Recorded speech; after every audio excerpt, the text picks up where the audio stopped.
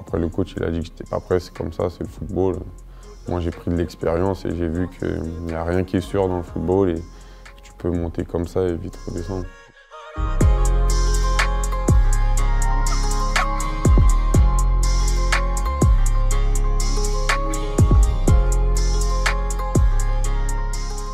Pourquoi ce choix alors, Nice?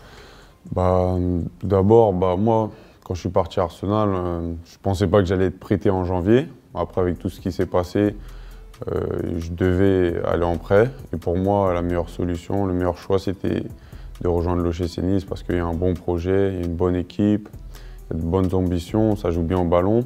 C'était la France obligatoirement? Après, c'était compliqué parce que ça faisait 6 mois que je n'avais pas joué. Après, c'est sûr que revenir en France, parce qu'avec les blessures que j'ai eues l'année dernière, puisque moi, ça fait pas longtemps que je suis professionnel, je devais faire une saison pleine.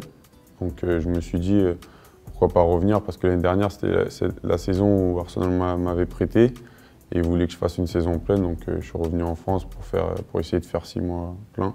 Il y avait Saint-Étienne aussi? Oui, c'est sûr qu'il y avait Saint-Étienne. Bon, après, quand je vais revenir dessus, Saint-Étienne sera toujours mon club de cœur, mon premier club, mais c'était ma zone de confort, c'est ma maison, je connais tout le monde là-bas. Et vu ce qui s'est passé à Arsenal, pour moi, il fallait que je sorte de cette zone de confort et aller dans un club comme l'OGC Nice, dont j'y ai jamais été, jamais joué. Donc c'était mieux pour moi et voilà. Ça aurait pu être l'inverse, justement après les difficultés à Arsenal, de choisir le confort et de retourner dans son cocon stéphanois? Non, pour moi, ça n'aurait pas été la meilleure solution parce que tu reviens encore chez toi, tu prends pas de risques.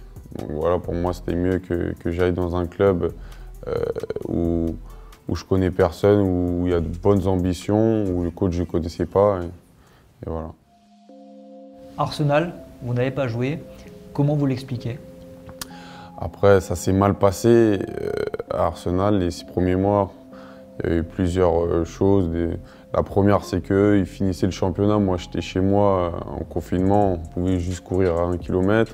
Je n'avais pas de forme physique. Après, je suis parti à Saint-Étienne, sachant que je pouvais jouer la finale. 2 semaines après, pendant 2-3 semaines, je ne pouvais pas m'entraîner parce que je ne savais pas si j'allais jouer la finale. Ils tardaient à trouver un accord.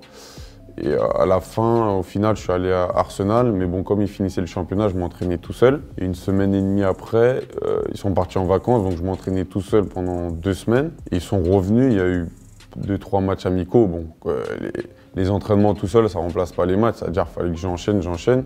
J'ai fait 2 matchs amicaux et demi. J'étais KO.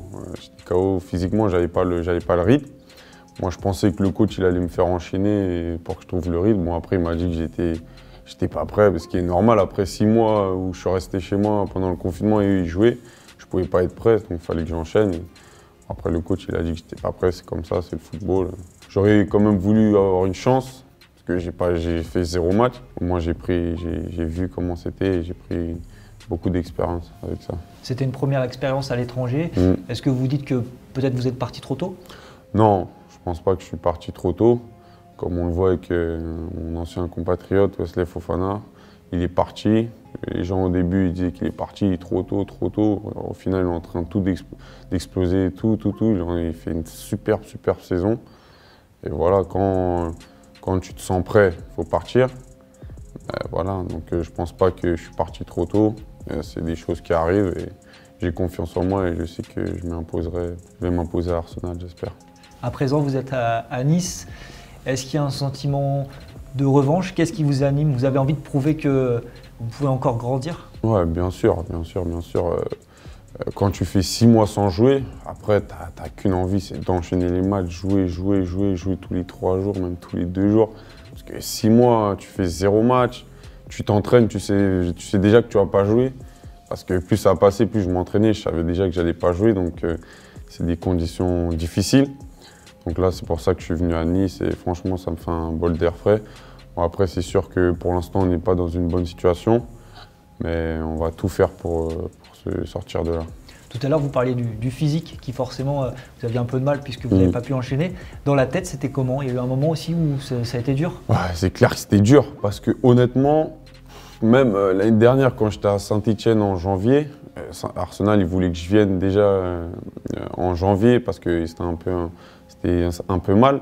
Donc je me serais jamais imaginé que ce serait passé comme ça. Il y a des périodes où c'est très difficile, mais bon, faut s'entraîner à fond, faut pas lâcher.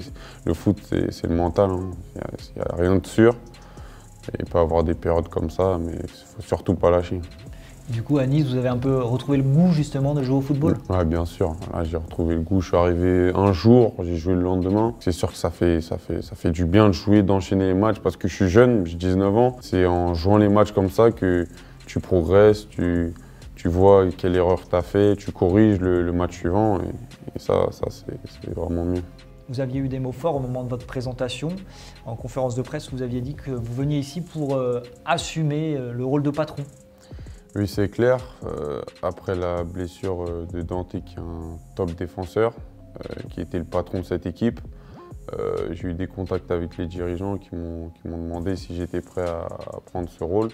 J'ai dit oui, même si je suis jeune, que j'ai 19 ans. Je pense que c'est pas avoir la grosse tête ou être prétentieux, c'est juste que voilà, je me sens de le faire et ça me donne aussi de l'expérience. C'est sûr que même si je suis jeune, venir et diriger la défense, ça je peux le faire, mais c'est en aucun cas être prétentieux ou avoir la grosse tête.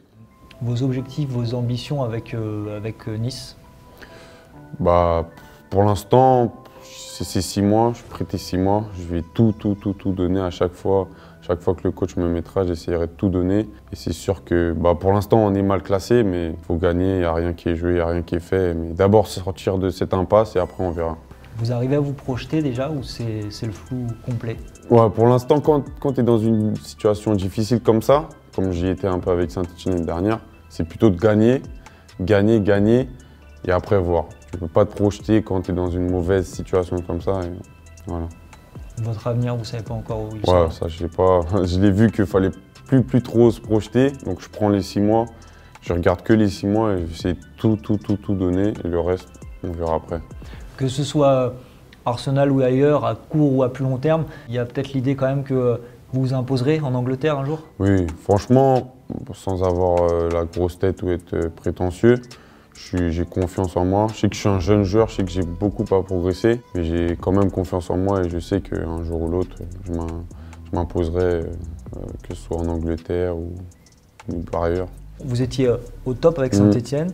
Derrière, bah voilà, de jouer avec la réserve, de ne pas avoir votre chance, ça vous êtes remis en question? C'est quelque chose qui vous a fait mal? Ouais, c'est sûr que, comme je te l'ai dit tout à l'heure, je pensais vraiment pas que j'allais me retrouver à être transféré à 30 millions et tu te dis que tu vas arriver, parce qu'ils m'attendaient beaucoup, les fans m'attendaient, et tu te retrouves à jouer avec la réserve, tu fais 0 match, même pas en Europa League, même pas en championnat. J'étais une fois dans le groupe, en coupe, c'est sûr que ça m'a fait mal, ça me touchait. Et c'est dans ces périodes-là où tu ne dois pas perdre confiance. Mais c'est sûr que ça fait mal, des fois tu te remets en question, tu dis ça, mais bon. J'ai pas perdu confiance en moi, je sais. Et dans ces cas-là, on en veut au club ou est-ce qu'on se remet plutôt en question? Non, je dirais pas que je en veux. Je me remets en question aussi, c'est vrai, mais il y a eu tellement de choses qui ont fait que, ben voilà, les 6 mois de toute façon ils sont passés. L'année 2020 a été compliquée, que ce soit sur le terrain ou en dehors. Maintenant c'est une nouvelle année et j'espère que cette année sera nettement meilleure que la précédente.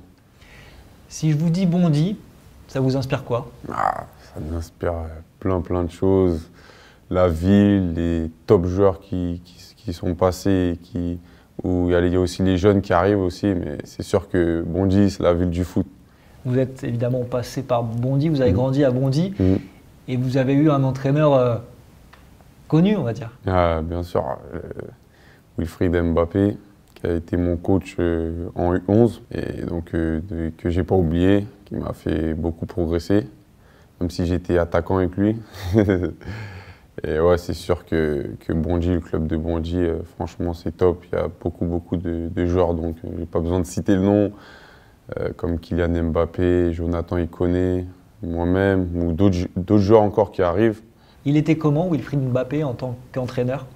Ouais, il était cash. Il était cash, mais par contre, c'était vraiment un bon coach. Il était clair. Si t'étais bon, il te le disait. Si t'étais pas bon, il le disait. Voilà. Mais dans le but de faire progresser? Ouais, de faire progresser, bien sûr. On a vraiment progressé, même si on était jeunes. Et c'est sûr que même quand tu es jeune et que tu as un coach qui te dit la vérité, même si tu veux pas l'entendre, même ça fait mal, ça te prépare un peu à ce qui t'attend. Vous êtes plus jeune qu'eux, mais vous étiez dans la même école que Jonathan Iconé et Kylian Mbappé? Ouais, bien sûr. Moi, j'étais au CP, à Olympe de Gouges. Il y avait Kylian et Jorko qui étaient en CM2 et on jouait à midi à la cantine. Mais ils étaient déjà, je peux te le dire, ils étaient déjà au-dessus. Et après, j'ai suivi aussi, parce que Jorko, il est parti au PSG et Kylian, je l'ai suivi à l'Assomption avant qu'il parte à Clairefontaine. Et ouais, ça veut dire on était à l'école ensemble. Bon, eux, c'était dans une catégorie au-dessus, à l'AS Bondy. Mais à l'école, je les voyais et on jouait à la cantine ensemble. Et voilà. Kylian Mbappé, c'était déjà la petite coqueluche, le petit phénomène? Ouais, je pense que, bon, honnêtement, on se disait pas qu'il allait. On savait pas, mais on savait vraiment qu'il allait finir pro, que ça allait être un bon joueur. Mais il a fait ça à une vitesse que. Mais franchement, honnêtement, il était déjà au-dessus, jeune. Hein. Même des jeunes joueurs de notre âge, ils étaient déjà fans de Kylian. Alors Kylian, il était encore à Bondy, il était à Clairefontaine. Comme quoi, il était déjà en avance. Même en l'ayant côtoyé très jeune, vous êtes surpris par son ascension fulgurante, la vitesse à laquelle ça a été? Ouais, c'est sûr. C'est sûr, parce que ce qu'il a fait très tôt. Il avait 17 ans, il a gagné la Coupe du Monde à 19 ans, c'est ça? 18 ou 19 ans. Jamais on serait dit qu'il aurait fait ça tellement rapidement. Même en fait, c'est le match contre Manchester City aussi qu'il a vraiment. Où c'est là où il est parti et il ne s'est plus arrêté après. Pour conclure, le slogan, la devise de la ville de Bondy, c'est la ville des possibles. C'est la ville des possibles, que ce soit dans le foot ou en dehors. Il y a vraiment beaucoup de choses à Bondy, que ce soit des rappeurs, les footballeurs. Et encore, je peux te le dire, il y en a qui arrivent, qui sont dans différents clubs pro et qui arrivent, j'espère.